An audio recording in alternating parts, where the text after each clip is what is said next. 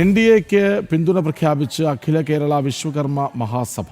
General secretary MB രാജഗോപാലാണ് വാർത്താക്കുറിപ്പിലൂടെ NDAക്ക് പിന്തുണ പ്രഖ്യാപിച്ചത്. LDF UDFും അവർ ഭരിച്ച കാലത്ത് വിശ്വകർമ്മ സമുദായത്തെ അവഗണിക്കുകയായിരുന്നുവെന്നും ശങ്കരൻ കമ്മീഷൻ റിപ്പോർട്ട് അവഗണിച്ചതിലൂടെ വിശ്വകർമ്മ സമുദായത്തിന് ലഭിക്കേണ്ട ന്യായമായ ആനുകൂല്യങ്ങൾ നിഷേധിച്ചുവെന്നും MV രാജഗോപാൽ ചൂണ്ടിക്കാട്ടും.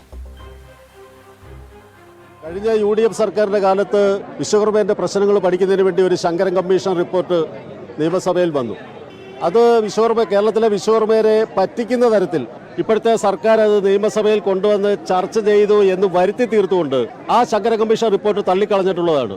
പക്ഷേ ഇവിടുത്തെ വിശ്വകർമ്മരുടെ ഒരു ആവലാതി എന്ന് പറയുന്നത് സംവരണ ആനുകൂല്യങ്ങളൊന്നുമില്ല, മറ്റു രീതിയിലുള്ള യാതൊരുവിധ ആനുകൂല്യങ്ങളും നാളിതുവരെ ഈ 75 വർഷമായിട്ട് വിശ്വകർമ്മർക്ക് ഒരാനുകൂല്യം തന്നിട്ടില്ല.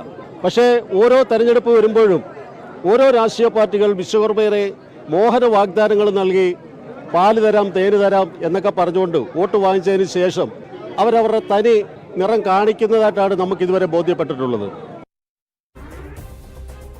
വിവരങ്ങളുമായി സുധീഷ് ഗോപാൽ ഒപ്പം ചേരുന്നുണ്ട്. സുധീഷ് ഗോപാൽ, അങ്ങനെ ഓരോരുത്തരും കൃത്യമായ സമയത്ത് തിരിച്ചറിഞ്ഞ് നിൽക്കേണ്ടവർക്കൊപ്പം നിൽക്കാൻ ശ്രമിക്കുന്നു, ചേരേണ്ടവർക്കൊപ്പം ചേരാൻ ശ്രമിക്കുന്നു, പഴയ തെറ്റുകൾ തിരുത്തുന്നു, അല്ലേ?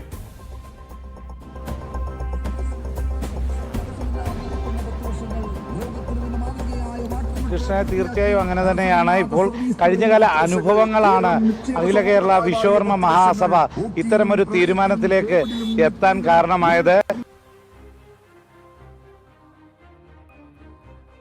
ഒരു സാഹചര്യമാണ് LDFും UDFും കഴിഞ്ഞ കാലങ്ങളിൽ ചെയ്തത് എന്നതാണ് അഖില കേരള വിശ്വകർമ്മ മഹാസഭ ചൂണ്ടിക്കാണിക്കുന്നത്. അതിന്റെ പശ്ചാത്തലത്തിൽ ഇത്തവണ കേരളത്തിലെ മുഴുവൻ NDA സ്ഥാനാർത്ഥികളെയും പിന്തുണയ്ക്കുന്നു എന്നതാണ് അവർ വ്യക്തമാക്കുന്നത്. അവർ ഏറ്റവും പ്രധാനമായി ചൂണ്ടിക്കാട്ടുന്നത് അവരുടെ അവരുടെ സമുദായത്തിലെ അംഗങ്ങൾ അനുഭവിക്കുന്ന പ്രശ്നങ്ങൾ പഠിച്ച് അതിന് പരിഹാരം കാണാനായിട്ടാണ് UDF സർക്കാരിന്റെ കാലത്ത് ശങ്കരൻ കമ്മീഷനെ നിയോഗിച്ചത്. എന്നാൽ ഈ കമ്മീഷൻ റിപ്പോർട്ട് വന്നപ്പോൾ ഇടത് സർക്കാരിന്റെ കാലത്ത് അത് നിയമസഭയിൽ വെച്ചെങ്കിൽ പോലും അതിനെ തീർത്തും അവഗണിച്ചുകൊണ്ട് തള്ളിക്കളയുന്ന ഒരു സാഹചര്യമാണ് ഉണ്ടായത്. അതുകൊണ്ട് അവർക്ക് ജനസംഖ്യാ